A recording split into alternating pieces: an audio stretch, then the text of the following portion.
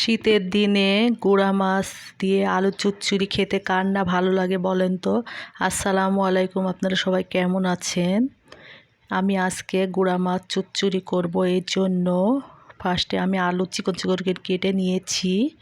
আর এখানে নদীর ফ্রেশ গুঁড়া মাছটা কিছু পেঁয়াজ কুচি দিয়েছি, আর কাঁচামরিচ, আদা পেস্ট, জিরা পেস্ট, একটু রসুন পেস্ট দিয়ে দিব মশলা।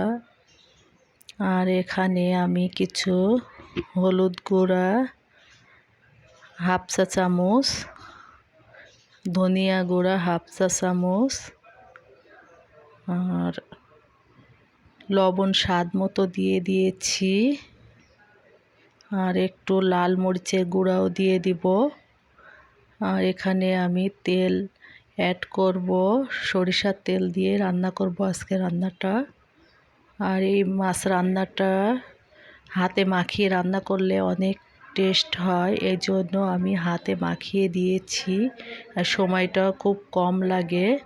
আমাদের বাসায় কম বেশি সবাই পছন্দ করে এই চচ্চড়িটা, খেতে অনেক মজা হয়। আর উপর দিয়ে আমি কিছু ধনিয়া পাতা কুচি ছড়িয়ে দিয়েছি। আর রান্নাটা প্রায় শেষের দিকে, আপনারা অবশ্যই বাসায় ট্রাই করবেন।